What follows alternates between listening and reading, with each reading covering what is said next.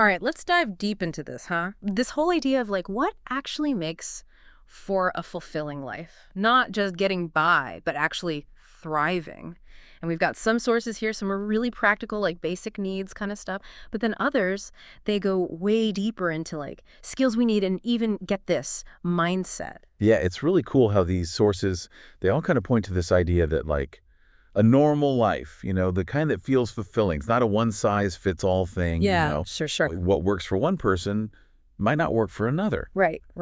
But these sources, they give us like a framework to think about it all. Okay, yeah, I like that. A framework. And they acknowledge that, hey, those essential ingredients for a fulfilling life, they might be different depending on like your own situation, maybe even the whole culture you're living in. That makes a lot of sense. And speaking of ingredients, one of the sources just comes right out and says it. Like, here's the basic breakdown for a normal life. You got to meet your needs, participate in society, A&D. On top of that, experience personal growth. I mean, it sounds kind of simple, but is it really that easy? Well, I think the interesting part is how connected all those pieces are. It's not just a checklist, All right. Think about it. If you're like constantly stressed about where your next meal is coming from, or if you've got a safe place to sleep, it's pretty hard to focus on personal growth. Right? Yeah, totally. Let alone like contribute to society and all that. It's like trying to write a novel when you're starving, right? Basic needs got to come first. But then there's this other thing. The source talks about communication skills and problem solving being like crucial for being part of society.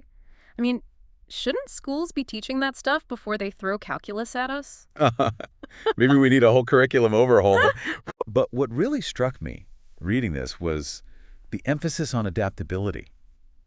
Things change so fast these days. Oh, tell me about it. Being able to adapt, learn new things, deal with uncertainty, that's becoming like a superpower, don't you think? Absolutely, yeah, like survival of the most adaptable, not just the fittest, like we used to say. Now the sources also talk a lot about our state of mind, specifically resilience and mindfulness. It's funny, I remember this. Hold on. Before we get into that, I think it ties in perfectly with what another source brings up, Maslow's hierarchy of needs. That whole pyramid thing, remember? Oh yeah, Maslow, classic. But for those who might not remember, how does that pyramid like connect to resilience and this whole idea of a fulfilling life? Okay, so picture a pyramid. Got it. At the very bottom, the foundation, that's your basic like physiological needs, food, water, shelter. You can't really function without that, right? Makes sense. Then as you move up, you've got safety and security. Mm-hmm. Then belonging and love, like connecting with people. And then it's esteem and recognition. And finally, at the very top, the peak of the pyramid, it's self-actualization, reaching your full potential, all that good stuff. So where does resilience fit in? That ability to bounce back from like setbacks? Do you have to be at a certain level in that pyramid to even develop resilience? Bingo. Right. You're totally getting it. The source points out that each level, it kind of builds on the one before it.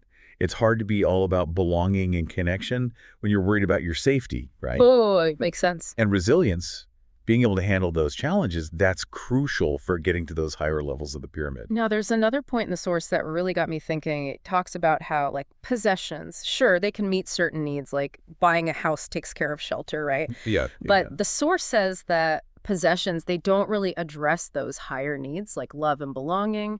So how does that play into this whole quest for a fulfilling life? That's where it gets interesting. It's like we got to be mindful of where our energy's going, right? Yeah. Are we chasing after stuff that only gives us temporary satisfaction down there at those lower levels? Or are we putting effort into relationships, personal growth, stuff that really feeds those higher needs, the things that really matter? So true. But then what about the people who are struggling just to meet those basic needs at the bottom of the pyramid? How can we even talk about personal growth and reaching your full potential when so many folks are just trying to survive? The source brings up this big difference in people's lives. Like, they give this example of like person A, born with every advantage you can imagine. And then there's person B, stuck in poverty from day one. It's pretty clear that the playing field isn't exactly level for everyone. Yeah, you've hit on a huge point.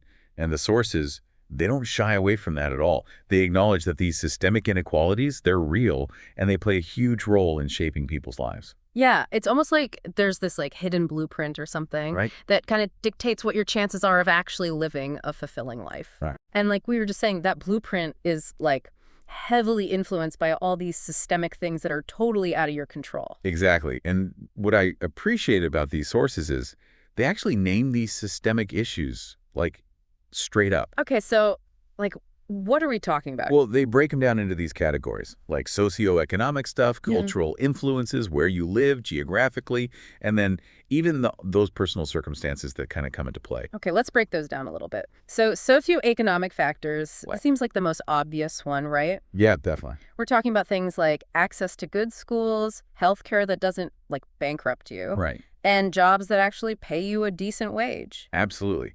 And the sources argue that when those basic things are missing, for individuals or even whole communities, it creates this, like, domino effect. Oh, yeah. It impacts, like, every part of their lives. Yeah, it's like asking someone to climb Mount Everest in flip-flops, right? Like, good luck with that. Exactly. The odds are stacked against them from the start. So it's not just about, like, individual motivation or just working harder. It's about recognizing that some people are starting the race, like, miles behind everyone else. 100%. Now, what about these cultural influences? How do those fit into all of this? Well, think about how the culture you grow up in, it shapes your beliefs, what you value, Oh, yeah. even the opportunities that you believe are even possible for you. Right. One source gives this really powerful example. They talk about cultures where girls are expected to get married young. Yeah. And prioritize, like, family over education or a career, Uh-huh. Their chances of being financially independent or going after certain passions are, like, seriously limited. It's those invisible barriers, right? Yeah. The ones built by tradition and what society expects of you. Yeah. Those can be the toughest ones to break down. It's not just about working hard or getting good education if the system is telling you certain things are just, like, off limits. Exactly. It's a much bigger thing. And then on top of that, you've got the geographic factor. I feel like that one gets overlooked a lot. Oh, yeah, for sure. Where you're born, what resources are available in your community, even the climate you live in, all of that can have a huge impact on how your life turns out. Right. It's like this giant game of chance where, like, your zip code determines your access to clean water, safe housing, reliable transportation, even whether you're exposed to, like, violence or conflict. It's almost like fate rolls the dice before you're even born. One source actually goes as far as to say that for some people, just being born in the right place at the right time, that can be, like, the biggest deciding factor in whether they have a chance to live a fulfilling life. Wow. That's kind of heavy. But what about those personal circumstances we were talking about? I mean, you see some people who thrive even when they're facing, like, crazy challenges. Right. And then others, they struggle even when they have every advantage in the world. How do the sources explain that when we're talking about all this systemic inequality? It's not about saying that individual resilience doesn't matter or that your choices don't have an impact. Of course they do. Yeah.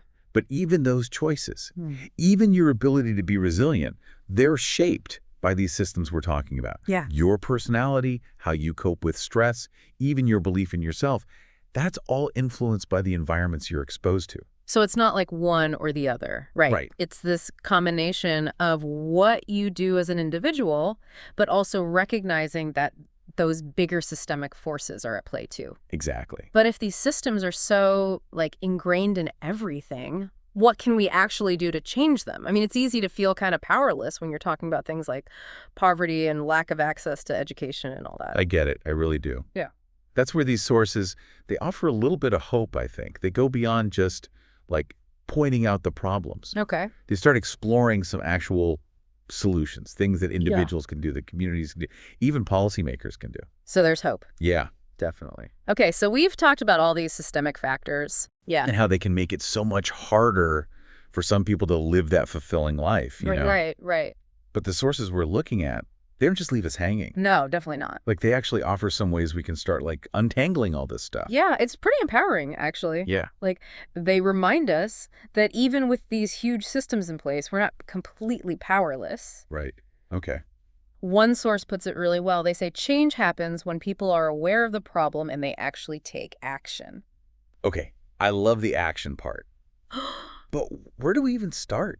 It feels kind of overwhelming. And, we're talking about, like, poverty and lack of education and all these deep-seated biases. Oh, for sure. For sure. Like, The sources, they recognize that, and they offer a bunch of different ways to get involved. okay, like what? Like, One source talks about the power of supporting organizations that are already on the ground doing the work. Oh, okay, yeah. Donating to a food bank in your community, volunteering for a mentorship program. Even just like amplifying the voices of people fighting for social justice. Yeah. Every little bit, it all adds up. It's like that saying, many hands make light work, right? Right. But sometimes it feels like it's got to start with like a change of heart. How do we change those deep down beliefs and attitudes that are kind of the root of all these inequalities? Yeah, that's the tough part. The sources suggest, like, taking a really hard look at ourselves first. Oh, okay. Like, are we even aware of our own biases, even the ones we don't realize we have? Right. Are we accidentally spreading stereotypes or, like, harmful ideas? It's not always easy to face that stuff, but it's super important if we want to change things for real. Totally. But then once we've done that internal work, how do we actually make a difference out in the world? It's easy to feel like one person, like, my voice doesn't really matter, you know?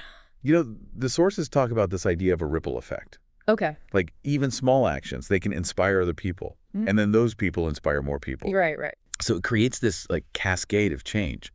Speaking out when you see something that's unfair, pushing back against language that's discriminatory, Yeah. even just, like, having open and honest conversations with your friends and family about these issues, those might seem like small things, but they plant seeds, you know? Yeah. And those seeds can grow into something much bigger. So it's not about having all the answers or like fixing everything on your own. Right. It's more about like showing up, being willing to learn and unlearn things, and using your voice, whatever that looks like, to speak up for a world that's more just and equitable. It's about choosing to act instead of just like giving up, right? Perfectly said. Yeah. And that brings us right back to what this whole deep dive is about, right? Yeah. This idea of a fulfilling life. It's not just about your own individual happiness. It's also about working towards a world where everyone has a chance to experience that. It's about understanding that we're all connected Yeah. and that your own well-being, it's tied to the well-being of everyone else. So as we wrap up here, we want to leave you with one last thought, one question to kind of think about. You could change just one of those systemic factors we talked about to give more people a chance at a fulfilling life. What would it be and why? Let that question kind of simmer, you know, and most importantly, let it inspire you to keep learning, keep reflecting, and keep taking action. Thanks for joining us. This is DigitView.